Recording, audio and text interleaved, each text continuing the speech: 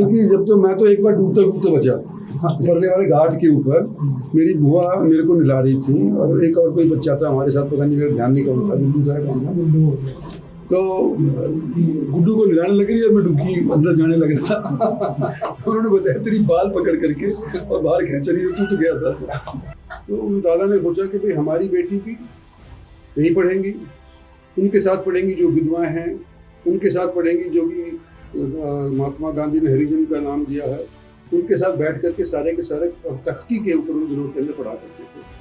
और कोई ये ऊंची जात का है नीची जात का, इसका कोई सिलसिला नहीं हुआ। उससे पहले उन्होंने सबसे पुरानी गौशाला देश की या विश्व की स्वामी दयानंद गौशाला जो नारनौल रोड के ऊपर है, वो भी मेरे दादाजी ने ही खोली थी।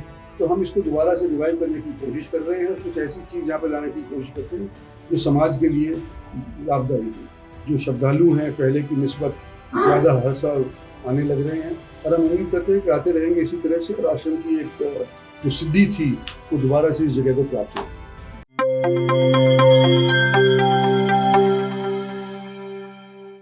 केंद्रीय मंत्री राव इंद्रजीत सिंह आज जिस भगवत भक्ति आश्रम में पहुंचे, आज उसी की बात करेंगे।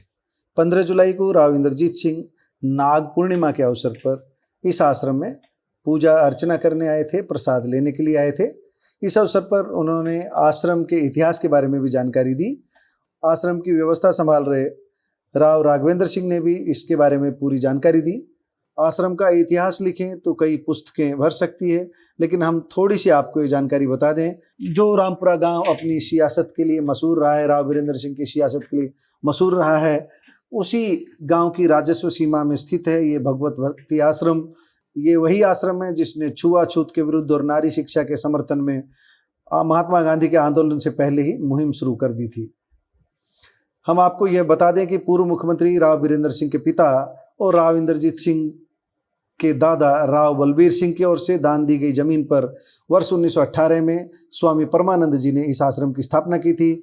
आज यहीं पर स्वामी परमानंद की समाधि बनी हुई है और उन्हीं को नमन करने के लिए बड़ी संख्या में लोग पहुंचते हैं। आज राव इंद्रजीत सिंह ने यह बताया है कि हम इस आश्रम को और अच्छे बेहतर स्थिति में लाने के लिए, आश्रम की गरिमा बढ़ाने के लिए नए सिरे से प्रयास करने जा रहे हैं।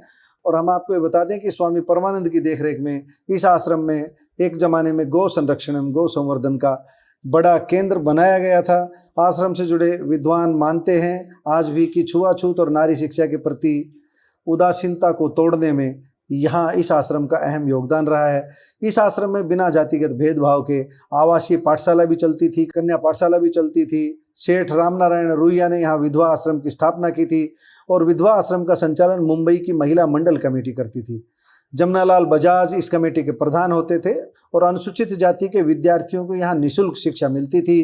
पंडित मदन मोहन मालवीय सहित महात्मा गांधी जी की विचारधारा से जुड़े कई राष्ट्रीय नेताओं का भी यहाँ आगमन हुआ। आज इसी आश्रम में राव इंद्रजीत सिंह अपनी पत्नी मनीता सिंह के साथ पहुँचे थे, प्रसाद लिया और मत्था टेका। और हम आपको ये बता दें कि राव इंद्रजीत सिंह का आना यहाँ नया नहीं हुआ है, वह प्रतिवर्ष इस आश्रम में आते रहते हैं। आश्रम के प्रति उनकी श्रद्धा है क्योंकि ये उनके दादा की विरासत है एक तरह से। और हमने आपको एक बार पहले भी बताया था, आज फिर बता रहे हैं कि महात्मा गांधी की शिष्या मेडलिन स्लेड, जिनको बाद में मीराबेन नाम मिला, इसी आश्रम में हिंदी सीखने के लिए पहुंची थी और मीराबेन को हिंदी सिखाने की जिम्मेदारी जमनालाल बजाज को सौंपी गई थी। उस समय हिंदी की पाठशाला के मामले में रिवाड़ी के साथ साथ जालंधर का नाम भी चर्चित था। इस आश्रम के बारे में थोड़ी सी जानकारी राव इंद्रजीत सिंह ने भी दी और राघवेंद्र राव ने भी दी। आइए सुनते हैं राव इंद्रजीत सिंह ने क्या कुछ कहा। दूसरी बात मैं आश्रम के बारे में कहना चाहता हूँ कि मेरे दादा राव बलबीर सिंह लाहौर विधानसभा के सदस्य हुआ करते थे जब जॉइंट पंजाब और जॉइंट हिंदुस्तान हुआ करता था।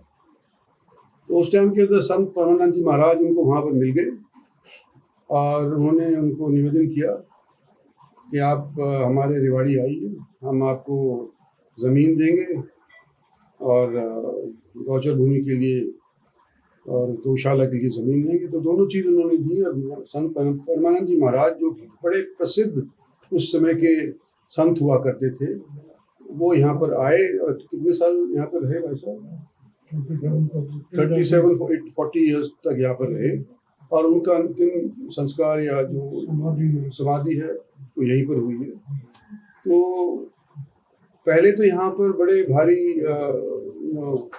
भक्त हुआ करते थे, गृहस्थ आश्रम अलग हुआ करता था, संत लोग अलग हुआ करते थे, अलग अलग कोठरी के अंदर रहा करते थे। आप देखेंगे आश्रम के अंदर जगह जगह कोठरी बनी हुई है, कुछ तो ऐसी कोठरी बनी हुई है कुछ तालाब के आसपास बनी हुई है, कुछ जंगल के अंदर बनी हुई है अभी भी। हाँ, मतलब छोड़ के चले गए, मर गए, तो अब हम इसको रिवाइव करने की कोशिश कर रहे हैं।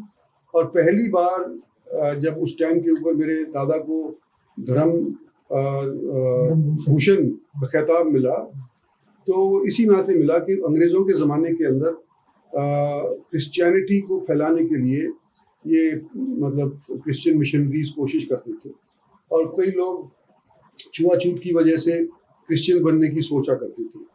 तो दादा ने सोचा कि भाई हमारी बेटी भी यहीं पढ़ेंगी, उनके साथ पढ़ेंगी जो विधवाएं हैं, उनके साथ पढ़ेंगी जो कि महात्मा गांधी ने हरिजन का नाम दिया है, उनके साथ बैठ करके सारे के सारे तख्ती के ऊपर उन दिनों के अंदर पढ़ा करते थे।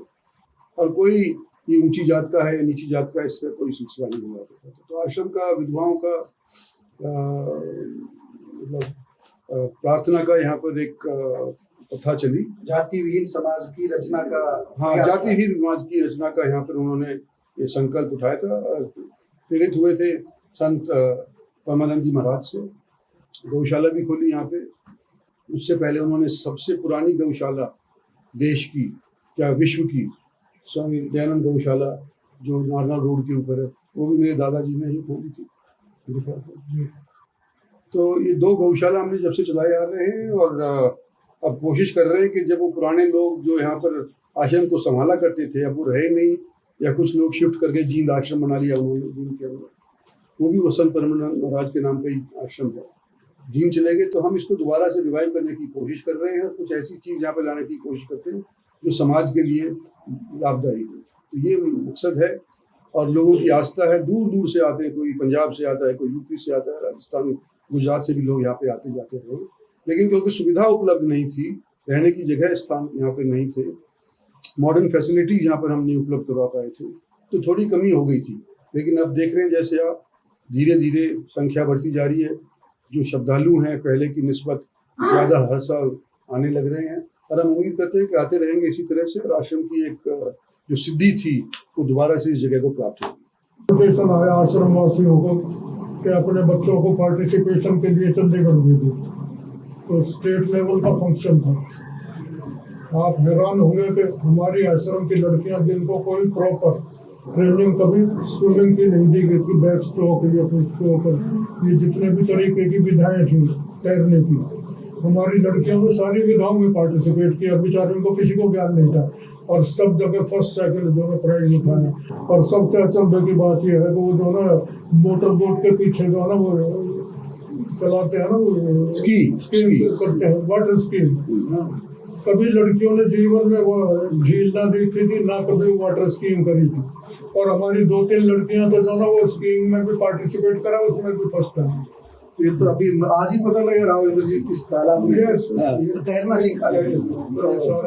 तो पानी साफ सुथरा होता था उस समय। कच्चा पानी होता है ना, जब तो कान पक जाते हैं, अगर इसमें आप डाक मारोगे तो। कितनी उम्र थी जब आपने तैरना सीखा? 6-7 साल की सीख गए थे? बल्कि जब तो मैं तो एक बार डूबते डूबते बचा, उतरने वाले घाट के ऊपर मेरी बुआ मेरे को निला रही थी, और एक और कोई बच्चा था हमारे साथ, पता नहीं मेरा ध्यान नहीं कौन था, गुड्डू था कौन था, तो गुड्डू को निलाने लग रही और मैं डुबकी अंदर जाने लग रहा। उन्होंने बताया तेरी बाल पकड़ करके और बाहर खींच रही है, तू तो गया था। तो ये सुनते